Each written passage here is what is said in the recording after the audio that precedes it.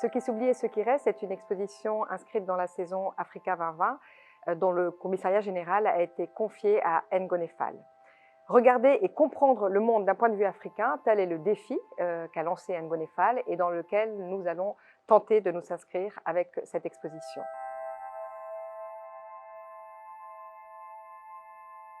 Comment nos histoires personnelles, familiales, continentales résonnent avec l'histoire du monde. J'ai tenté d'y répondre en proposant la thématique de la transmission parce que, qu'on soit né à Berlin, à Cotonou ou à Bangkok, on reçoit tous des valeurs, des croyances, des savoirs qu'on va à notre tour transmettre. Donc il m'a semblé opportun de partir d'un socle commun, donc d'une pratique inhérente à notre humanité.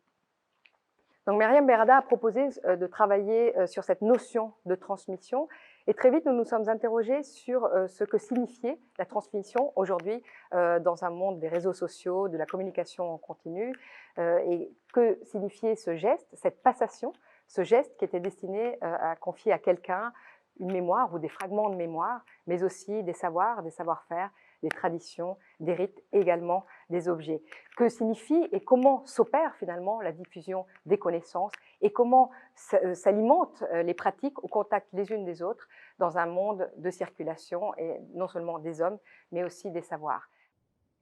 Le projet d'exposition repose également sur le dialogue de deux collections. Donc d'une part, un jeune musée dédié à la création contemporaine africaine et sa diversité, donc basé à Marrakech, le MACAL, et d'autre part, le Musée national d'histoire d'immigration, qui est abrité par le Palais de la Porte Dorée et qui en soi un objet d'étude intéressant en termes de représentation coloniale.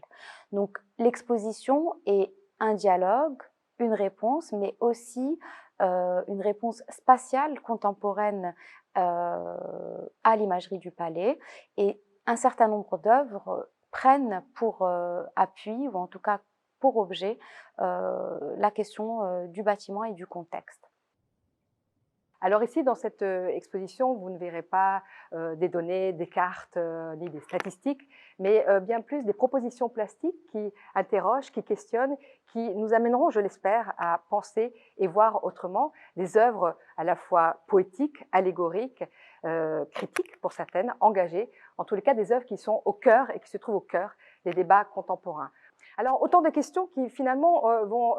rythmer le parcours autour de trois idées forces qui ne vont pas forcément être matérialisées dans l'espace, mais qui vont se retrouver autour de cette transmission de mémoire, d'omission et de rupture et de nouvelles écritures, avec des œuvres, des médiums multiples, comme vous allez le voir, à la fois des pièces textiles, des peintures, des sculptures, des photographies, des vidéos, qui